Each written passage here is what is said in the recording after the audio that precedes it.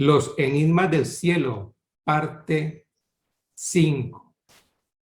Dice la palabra del Señor en 2 Corintios 12, versos 3 y 4. Dice la palabra del Señor: y conozco al tal hombre, si en el cuerpo o fuera del cuerpo, no lo sé. Dios lo sabe, que fue arrebatado al paraíso, donde oyó palabras inefables que no le es dado al hombre expresar. Amén. Con este versículo iniciamos hace un mes y hablábamos de la experiencia que tuvo el apóstol Pablo cuando fue arrebatado al tercer cielo. Y en esa primer prédica pues enseñó que el paraíso se encuentra en ese tercer cielo. Ya hasta el día de hoy hemos abarcado esos nueve enigmas de los 12 que pues Dios ha colocado en nuestro corazón predicar. Y para hoy pues tenemos los últimos 3 enigmas. La prédica se va a dividir en 2 partes. La primera, hablar acerca de estos últimos 3 enigmas. Y la última parte, pues quisiéramos hacer referencia acerca de si estamos preparados nosotros como creyentes para estar en ese tercer cielo en compañía de nuestro Señor Jesucristo. Entonces los 3 enigmas son: todos los niños van al cielo, puede un ser querido fallecido aparecerse realmente en persona, y la última son: los santos difuntos escuchan nuestras oraciones e interceden por nosotros. Esos serían los 3 últimos enigmas. Y bueno, mis hermanos, procedamos entonces con el primer enigma de esta mañana. ¿Todos los niños van al cielo? Bueno, mis hermanos, pues hay 2 puntos de vista y quisiéramos tocarlos el día de hoy. Y el primer punto de vista es que si un niño muere antes de alcanzar la edad de responsabilidad, pues Dios lo considera inocente. Y pues nadie ha definido hasta ahora con claridad cuál es esa edad de responsabilidad, porque unos podrían decir, no, a los 5 años, a los 7, a los 9, pero eso depende mucho de la forma en que ese niño pues, ha sido criado, y también si es incapaz de distinguir entre el bien y el mal. Hay también deficiencias mentales que a veces no permiten que se entienda o podamos hacer esas diferencias entre el bien y el mal. Amén, pero sabemos que tenemos un Dios de misericordia, un Dios bueno. Y el primer punto pues se apoya en la siguiente cita bíblica que se encuentra en Deuteronomio 1:39. Ya lo hemos leído cuando hicimos el estudio de este libro. Dice la palabra del Señor: y vuestros niños, de los cuales dijisteis que servirían de botín, y vuestros hijos, que no saben hoy lo bueno ni lo malo, ellos entrarán allá, y a ellos la daré, y ellos la heredarán. Amén.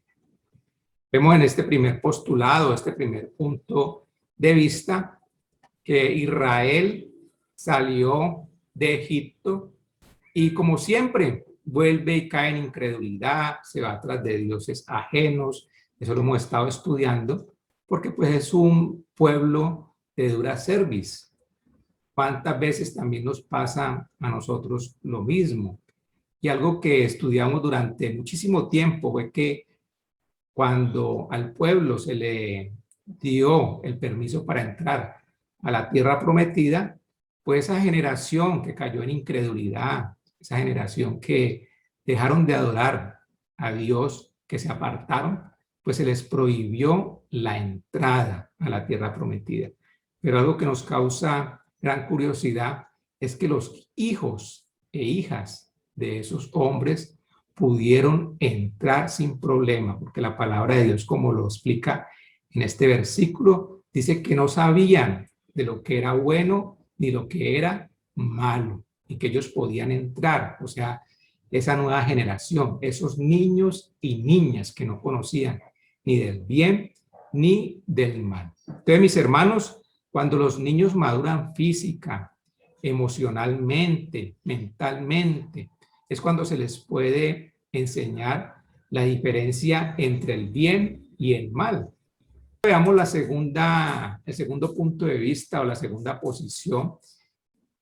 Y dice lo siguiente, esa posición, el punto de vista, dice que la promesa de la salvación para los niños solo es para los hijos de los cristianos. El apoyo bíblico para este postulado, este punto de vista, se encuentra en Primera de Corintios. 1 Corintios 7:14 dice la palabra del Señor, porque el marido incrédulo es santificado en la mujer y la mujer incrédula es en el marido, pues de otra manera vuestros hijos serían inmundos, mientras que ahora son santos.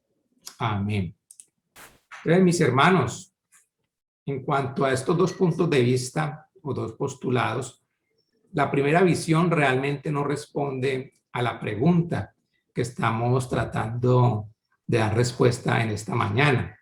Y para muchas personas, me incluyo ahí, la segunda pues me parece muy severa. Amén. Entonces, pues nuestro propósito es dar respuesta a la luz de la palabra, que profundicemos en las escrituras y miremos qué nos muestra el Señor, porque hay un precioso pasaje que está en 2 capítulos de Mateo, en el 18 y el 19, cuando los niños se acercan a Jesús. Y es el mismo Jesús el que nos da la enseñanza acerca de lo que Él considera o cómo debe ser o de quién debe ser el reino de los cielos. Amén. Entonces veamos primero, por favor, Mateo 18:14. Dice la palabra del Señor. Así no es la voluntad de vuestro Padre que está en los cielos que se pierda uno de estos pequeños. Amén. La clave está en que los niños y niñas inocentes no perecerán. Amén. No perecerán. Aquí la clave está en la palabra perecerán. Ese perecerán tiene que ver cuando un niño o una niña pues abandona su cuerpo, cuando va a la presencia de nuestro Señor Jesucristo a vivir la eternidad con Él. Amén. Entonces, este pasaje pues dice, pues muy diciente, este Mateo 18:14, y es que no es la voluntad de Dios que ningún pequeño, niño o niña, muera en una condición espiritual perdida, separado de Dios. ¿Ven? Entonces, los niños y niñas, mis hermanos, son parte del reino celestial de Dios. Y es porque, pues la razón porque los bebés y los niños y niñas que no conocen ni el bien ni el mal, pues sabemos que tenemos un Dios misericordioso. Él se va a encargar de ellos. Es imposible que un Dios de amor pueda enviar al castigo eterno a un niño que todavía no tenga conciencia del pecado. Y la otra cita que comprueba este enigma, pues se encuentra seguida de Mateo 18 y está en Mateo 19, y es cuando los discípulos se acercan al Señor Jesús reprendiendo a los niños, porque hay una larga una fila de padres con sus hijos que querían que el Señor les impusiera manos a sus hijos. Imagínense qué bendición tan grande poder uno recibir de niño la bendición de nuestro Señor Jesucristo. Entonces los padres que creyeron en Jesús, pues de inmediato trajeron a sus hijos y querían que el Señor pues impusiera manos sobre ellos. Pero los discípulos, al ver tanto alboroto, pues ellos reprendieron a los padres hasta que el Señor Jesús les dijo, esto se encuentra en Mateo 19, en el verso 14, dijo, deja a los niños venir a mí. Mire lo precioso, deja a los niños venir a mí y no se lo impidáis, porque de los tales es el reino de los cielos. De los tales es el reino de los cielos. Otra traducción podría decir, el reino de los cielos se compone de tales. ¿Cuáles son los tales? De los niños y niñas que han perecido y que todavía no hacen diferencia entre el bien y el mal. Entonces, mis hermanos, pues nuestra posición como iglesia es la siguiente. Dios aplica el pago de Jesucristo por el pecado a los niños pequeños y a aquellos que están mentalmente incapacitados.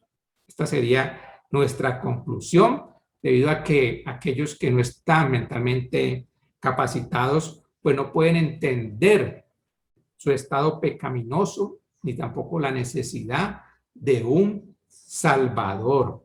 Amén. Pero mis hermanos, no podemos ser también tan dogmáticos. De esto estamos seguros.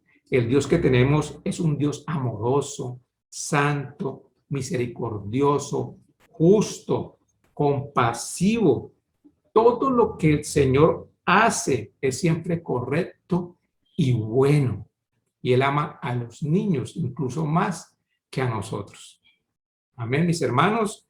Bueno, con esto ya cerramos este enigma y vamos a seguir con el próximo, que también es muy interesante, este segundo interrogante que vamos a abarcar el día de hoy. ¿Puede un ser querido fallecido aparecerse realmente en persona? La experiencia más dolorosa, creo que para todos, es perder un ser querido, alguien que amamos, que hemos compartido durante mucho tiempo con esta persona. Y cuando esto ocurre, pues nuestro corazón desfallece. Y es lógico. No podemos decir que, bueno, ¿y usted por qué llora tanto esa persona que falleció? Es imposible que eso lo podamos controlar, porque somos seres también emocionales. Y pues nuestra mente, en ocasiones tratando de anestesiarnos ante ese dolor, pues puede percibir cosas que no son realmente ciertas.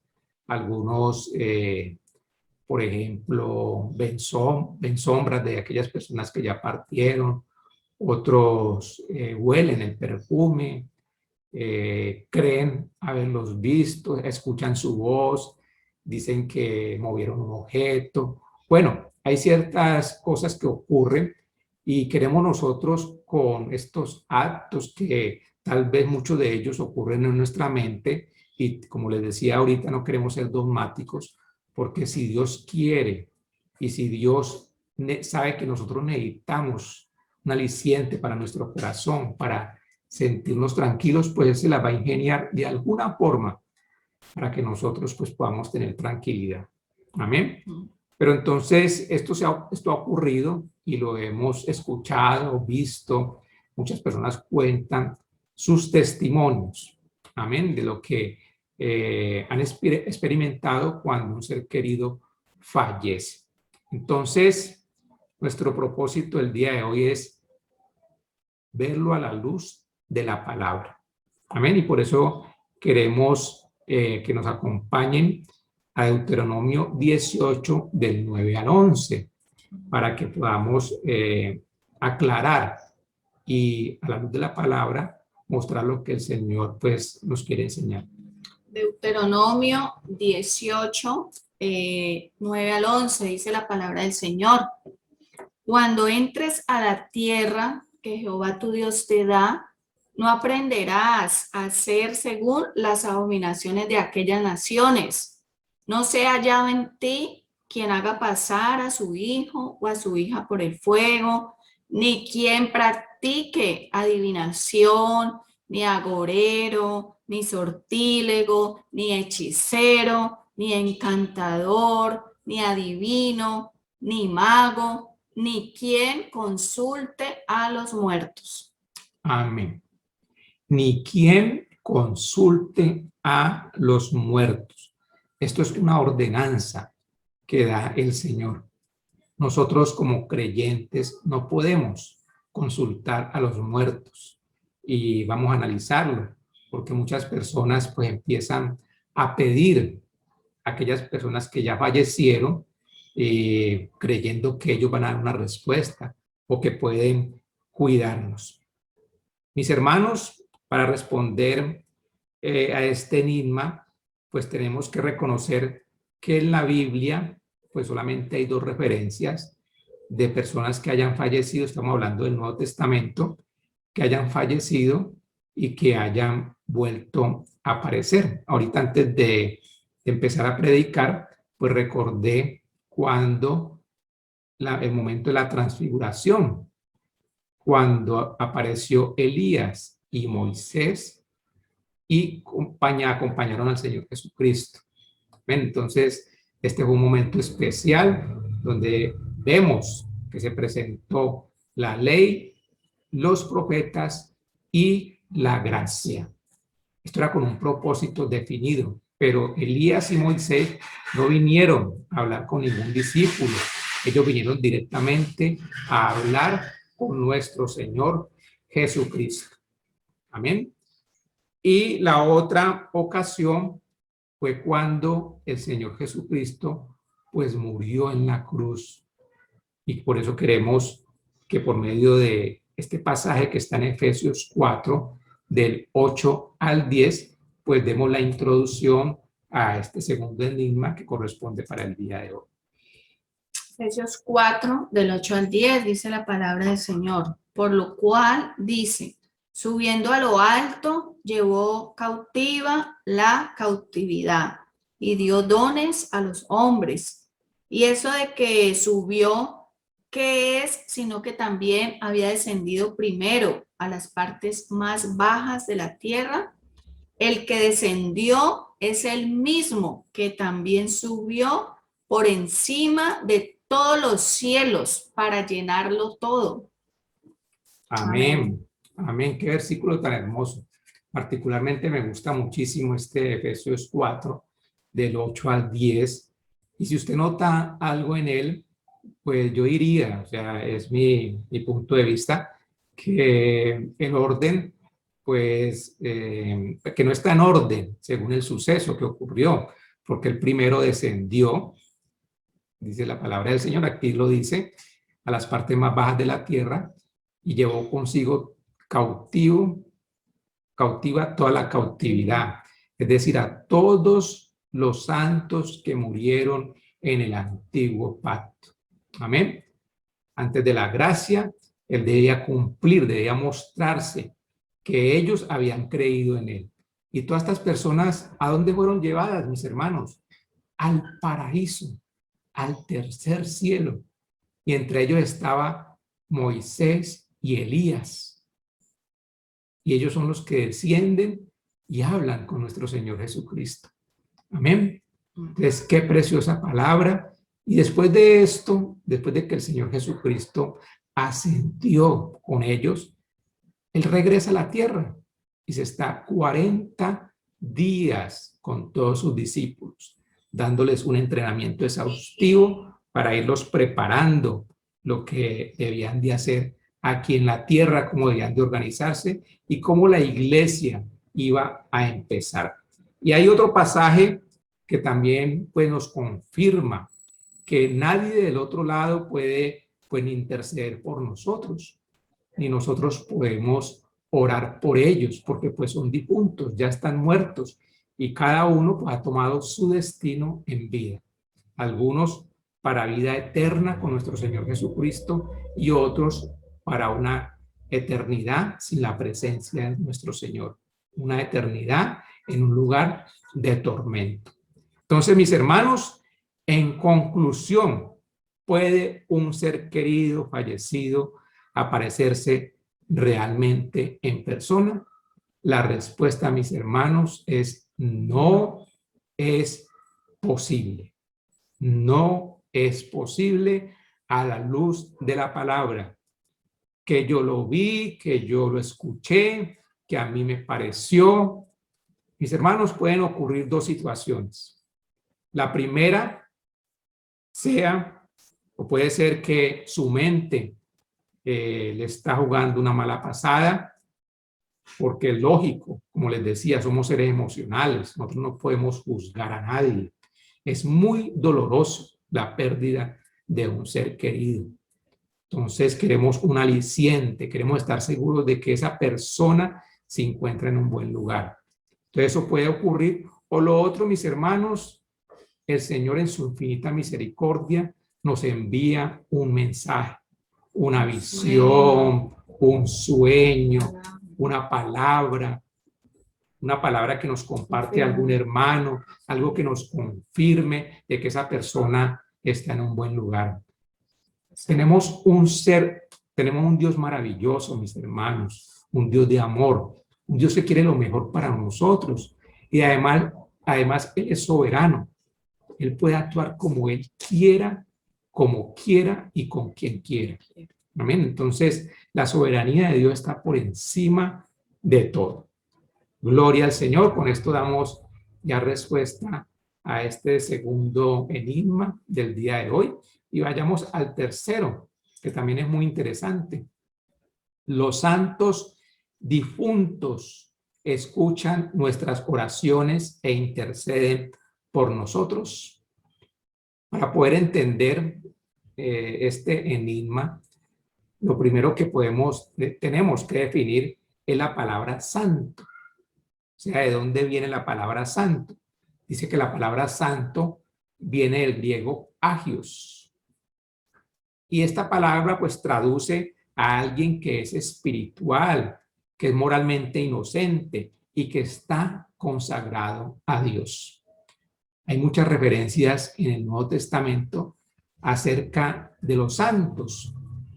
Cuando la palabra de Dios menciona a estos santos, se refiere a aquellas personas que todavía están sirviendo en la iglesia.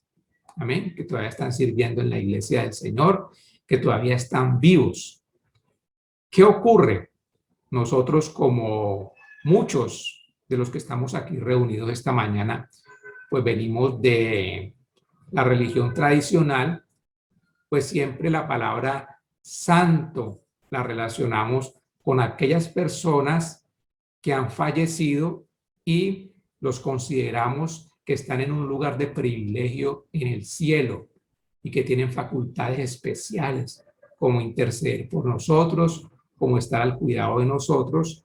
Y por ese error, pues muchos, ¿qué hacen? Pues buscan que estas personas que ya fallecieron, que son considerados santos, pues intercedan por nuestras vidas.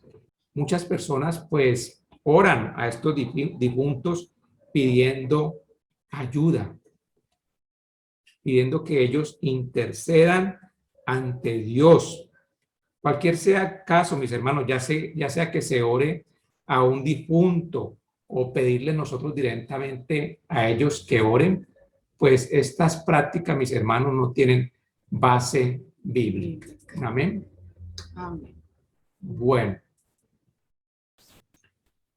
Hebreos, vamos a leer Hebreos 4:16. Dice la palabra del Señor: acerquémonos pues confiadamente al trono de la gracia para alcanzar la misericordia y hallar esa gracia para el oportuno socorro. Amén. Amén. Amén. Qué precioso pasaje, mis hermanos. Cuando Cristo muere, el velo del templo se rasga e inicia la gracia. Nosotros podemos acercarnos confiadamente al trono de la gracia. Confiadamente es que tenemos acceso directo al Padre por medio de nuestro Señor Jesucristo, por el sacrificio que Él hizo en la cruz, por su derramamiento de sangre. Entonces, mis hermanos, hay otro pasaje que está en 1 de Timoteo 2:5 que queremos leerle para confirmar ya este tercer enigma. Amén. Este pasaje es quien sustenta la respuesta para esa pregunta. Dice, Amén. 1 de Timoteo 2:5, Pablo hablándole a su discípulo Timoteo, dice, porque hay un solo Dios y un solo mediador entre Dios y los hombres, Jesucristo, hombre, el único mediador, uno solo. Amén. Y si Jesús es el único mediador, mis hermanos, esto indica que los difuntos o seres queridos que han partido no pueden ser mediadores entre nosotros y nuestro Padre. Hay solamente un único mediador. Hermano, está la primera parte, la prédica. Ya la segunda, pues ya tiene que ver con la conclusión, donde vamos a ir al meollo del asunto. O sea, ¿por qué nosotros debemos, todos los que estamos aquí reunidos, estar preparados para ese tercer cielo? ¿Qué son esas cosas pendientes que nosotros debemos organizar en nuestras vidas para que el momento en que partamos a la presencia del Señor, pues estemos tranquilos en nuestra conciencia? Amén. Quiero que me acompañen, por favor, a Josué 11:15. Dice la palabra del Señor. Josué 11:15. De la manera que Jehová lo había mandado a Moisés su siervo, así Moisés lo mandó a Josué. Recordemos. Y así Josué lo hizo, sin quitar palabra de todo lo que Jehová había mandado a Moisés. Amén. La clave está en que Josué no dejó nada sin hacer de lo que el Señor mandó. No dejó nada sin hacer. No se asuste, pero es bueno que toquemos estos temas. ¿Estás preparado para ese viaje? La pregunta, ¿cuáles son los preparativos antes del viaje? Son 5 punticos muy cortos que vamos a mencionar y que usted reflexione desde su punto de vista si tiene en orden este aspecto de su vida. El primero, mantenga en orden sus asuntos familiares. Voy a pedirle ahora a mi esposa para que lea Juan 19, 25 al 27. Dice la palabra del Señor. Estaban junto a la cruz estaban junto a la cruz de Jesús, su madre, y la hermana de su madre, María, mujer de Cleofas, y María Magdalena. Cuando vio Jesús a su madre y al discípulo a quien él amaba, que estaba presente, dijo a su madre, mujer, he ahí tu hijo. Después dijo al discípulo, he ahí tu madre. Y desde aquella hora el discípulo la recibió en su casa. Amén. Vemos aquí como el Señor Jesucristo, pues hasta el último momento estuvo pendiente de su madre. Hasta el último momento. Él encargó al apóstol Juan de que se hiciera cargo, que se hiciera cargo de su madre. Él ya sabía lo que le iba a ocurrir, ya estaba en la cruz, pero quería estar seguro de que nada le faltara. Pregunto, mis hermanos, ¿nosotros tenemos en orden nuestros asuntos familiares? Si llegáramos a no estar mañana, Dios no lo quiera, ¿estamos preparados o para que nada le falte a nuestra familia? De que ellos puedan tener una vida normal, de que ellos puedan seguir con la vida. Sabemos que Dios, lógico, va a tener cuidado de ellos porque pues nosotros le amamos al Señor y sabemos que a los que amamos a Dios, pues todas las cosas nos salen a bien. Pero estamos en este mundo y debemos de prepararnos para ese momento. Debemos de estar pendientes de esos asuntos familiares. Queremos lo mejor para nuestra familia, mis hermanos, y no nos descuidemos en esta área. Está el segundo consejo, la segunda sugerencia de esta mañana, y es resuelva los problemas que tenga con otros. Segunda de Timoteo 4:10. Decía el apóstol, porque Demas me ha desamparado, amando este mundo, y se ha ido a Tesalónica. Crescente fue a Galacia y Tito a Dalmacia. Amén. La segunda carta a Timoteo, pues una carta de despedida. Ya Pablo, pues estaba a punto de ser decapitado en Roma. Y él en esta carta menciona, ahí en segunda de Timoteo 4, a ciertas personas con las cuales de pronto no había logrado solucionar ciertos problemas. Entonces, vemos el caso de Demas. En este pasaje, pues Pablo menciona a este varón. Él había tenido un inconveniente con él, y es que Demas, pues, amó más al mundo que a Cristo. ¿Usted se imagina cómo se sentía Pablo? Una persona que había discipulado, que le había enseñado, que pues, había estado pendiente de él, y de un momento a otro, pues lo abandona sin decirle nada. Se fue y no dijo absolutamente nada. ¿Cómo se pudo haber sentido Pablo? Me imagino que muy en su interior, pues él quería volver a encontrarse con Demas y hablar con él. Pero, mis hermanos, no fue así. No alcanzó a resolver ese problema que tenía con este hombre, ni tampoco con otros que él menciona ahí en Timoteo 4. Dice la palabra en Hechos 24:16 lo siguiente: Me esfuerzo por tener siempre una conciencia libre de ofensa hacia Dios y hacia los hombres. amén. Una conciencia libre, mis hermanos, una conciencia clara. Es una conciencia que acepta sus errores. Como personas tenemos derecho a equivocarnos, y creo que todos los que estamos aquí nos hemos equivocado porque somos seres imperfectos. Nunca vamos a llegar a la perfección. Hemos causado dolor en algunas personas. Pues, mis hermanos, hay que pedir perdón. Qué triste es poder uno partir sin poder tener este asunto de los problemas con otros resueltos. Procuremos, mis hermanos, por trabajar en esta área, tratar de resolver esos asuntos pendientes con las otras personas.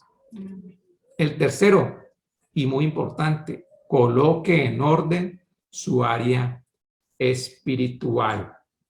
Lucas 22, 41 al 42. Dice la palabra del Señor. Y él, Jesús, se apartó de ellos a distancia como de un tiro de piedra, y puesto de rodillas oró, diciendo: Padre, si quieres, pasa de mí esta copa, pero no se haga mi voluntad, sino la tuya. ¿Qué consiste colocar en orden nuestra área espiritual? Es aceptar con sumisión la voluntad de Dios en nuestras vidas. Que, mis hermanos, coloque en orden su área espiritual. Es la más importante. Pues nosotros confesar ese pecado oculto que nos tiene esclavizados, que no nos deja avanzar. Entonces, mis hermanos, los invitamos a que usted en esta mañana tenga muy en claro esta área espiritual. Antes de partir, es importante que nosotros estemos libres de todo pecado, estemos ligeros en el viaje.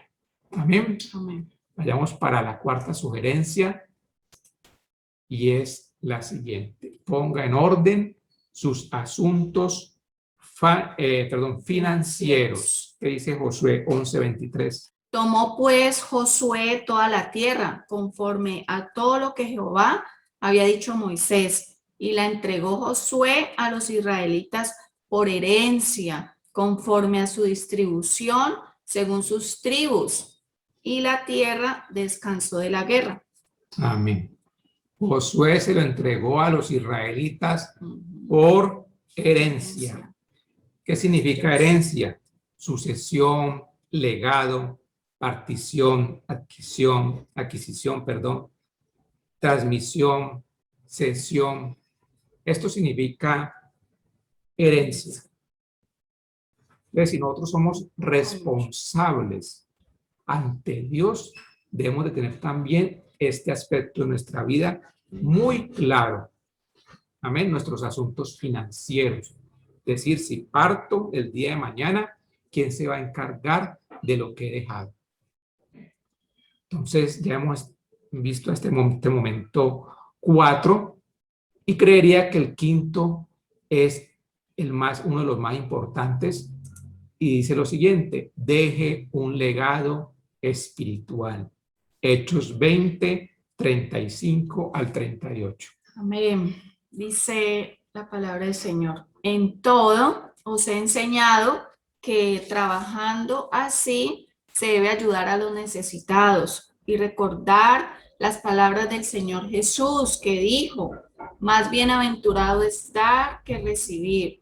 Cuando hubo dicho estas cosas, se puso de rodillas y oró con todos ellos.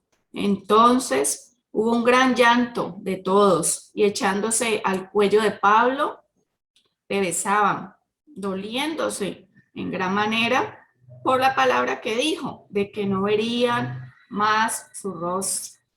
Y le acompañaron al barco, la despedida. Amén. Doloroso este pasaje, ¿no? Pero muy hermoso también. Fue una reunión entrañable entre Pablo y esos líderes que le siguieron durante mucho tiempo.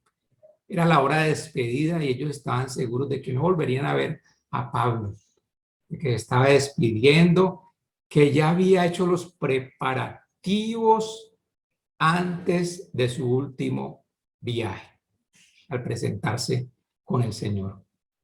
Él se despide de estos hombres, de estos líderes. Dice la palabra que a mí me conmueve, es cuando ellos lo abrazan, como hubo gran llanto entre ellos. Imaginen en qué concepto tenían estos hombres a Pablo. Qué bueno, mis hermanos, que cuando partamos, las personas que nos han conocido nos tengan en un buen concepto. Nosotros, mis hermanos, pues debemos dejar un legado espiritual. Que ese legado espiritual, mis hermanos, trascienda. Que ese legado espiritual, mis hermanos, lleve a las personas a seguir hablando de nosotros como si nos extrañaran años después de nuestra partida. Qué bueno que cuando uno parta, alguien lo recuerde diciendo: esa persona me evangelizó, esa persona me discipuló, esa persona me enseñó el camino correcto que debía de seguir. Esto era lo que estaban haciendo estos hombres al lado de Pablo, despidiéndose. Creo que cuando Pablo partió de este mundo, pues era el recuerdo que ellos tenían, sus enseñanzas. La palabra de Dios para compartirla, para enseñarla, para transmitirla y para dejar un legado espiritual. Quisiéramos ya cerrar en esta mañana con esta frase: el cielo es el cielo es mucho más acerca de Dios y mucho menos acerca de nosotros. Amén. Amén. Amén. Y amén. Amén. Gloria a Dios. Hemos concluido con con este ciclo de enseñanzas de Enigmas del Cielo. Esperamos que haya sido de gran bendición para sus vidas, que a ustedes a cada uno de los que están aquí reunidos, los que han estado pendientes de este ciclo de enseñanzas, pues les quede ya claro acerca de lo que es el tercer cielo, el paraíso y de lo que va a ocurrir allá. Amén.